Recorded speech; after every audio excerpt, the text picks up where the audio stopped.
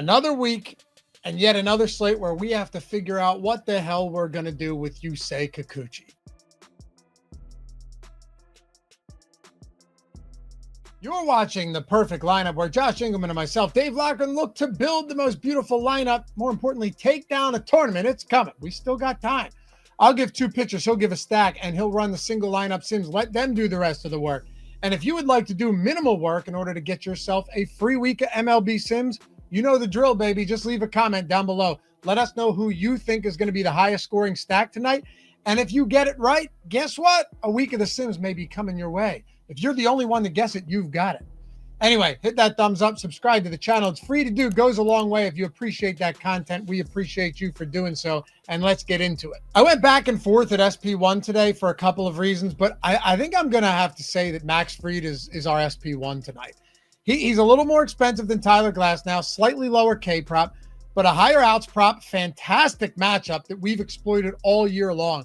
And we've known for a while now that this Rangers team, they really struggle against lefties. Oh, it's funny, too, because we're talking about the same team that is less than 2 years removed from a World Series title, yet they're somehow bottom 3 in WOBA and WRC plus against Southpaws, bottom 10 in ISO, and with the 4th highest K rate.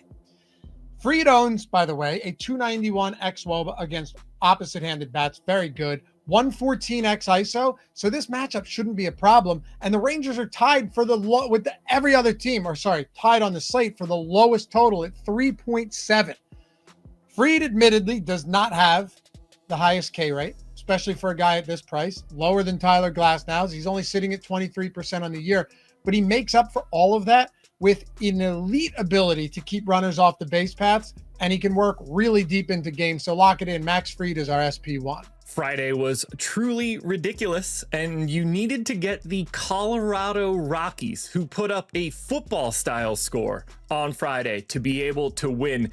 And we got 5 of you that were able to pick the Rockies, so the wheel is spinning. Who is going to win a free week of the MLB DFS Sims? That person is gonna be Chen Rue. If this is you, take a screenshot of this video, email support@stokastic.com, claim your free week. P2, we got to do it. Look, you don't have to love Michael Soroka. I'm not sure anyone's a Michael Soroka super fan outside of his family. No slight to him, just the truth.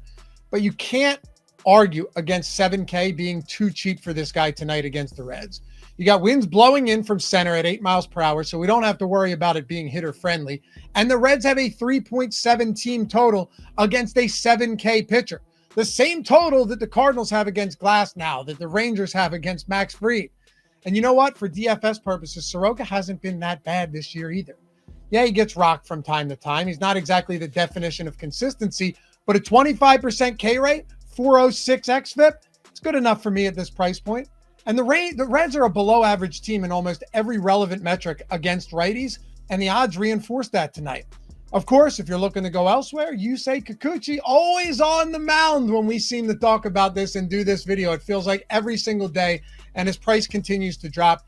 He's a strong option despite recent results, and it sounds gross, but there is a part of me that may consider getting some Eric Lauer at Coors Field against the Rockies. Alrighty, we're kicking off the week with a team that we really haven't used much as my stack choice, but we're attacking a pitcher that we've absolutely attacked in the past. We are going to the San Diego Padres. We don't want to go all the way to the top of top stack because it's going to be popular here. We've got a Coors game going. So I wanted to attack San Diego because there's enough value at pitching where I think paying up for San Diego is going to be a little bit easier. They are second in top stack odds. I love that out of the gate. They're 8th in top value, which honestly, I expected to be a little bit lower. They've got a lot of expensive dudes in this lineup. They are 3rd overall in stack score, but just 5th in ownership. And that 5th is miles away from the top of the list. Now, Brandon Pfaadt has been bad, and he's bad against everybody. It doesn't matter if you hit righty. It doesn't matter if you hit lefty. If you create a new place to bat from, I'm guessing he's going to give up big time power to those guys as well. 252 x ISO to lefties is beaten by a 254x ISO to righties. And it's a 397x WOBA to lefties, a 381x WOBA to righties. It doesn't matter who's stepping up to the plate. They're all mashing him. Now, Chase Field's going to be a little bit different. We want to have at least a little bit of a targeted focus. 119 park factor for righty power. Massive. Big time hitters park for righties. 80 park factor for lefty power. Now that doesn't mean we can't use lefties. We're going to have to be tactical here, but righty power plays up in a much bigger way. So if we're thinking about righties, Tatis is sitting there at 5,800. Machado is sitting there at 5,600. You've got Bogarts. You've got Laureano. If you need to grab a catcher, 2,500 for Diaz at least fits with the rest of the lineup of what you want to do. But the lefties are great too. I don't normally want Luis Arias because there's no power potential, but we're also in a park that's not expected to get power. So maybe you want Arias in this matchup instead of Loughran, who does have the power, or Cronenworth with an MPE of first and second. And then you have Merrill as well as another cheaper lefty outfielder. We have options. They're just a little bit more expensive. And the reason I want to go to the Padres is because they're good.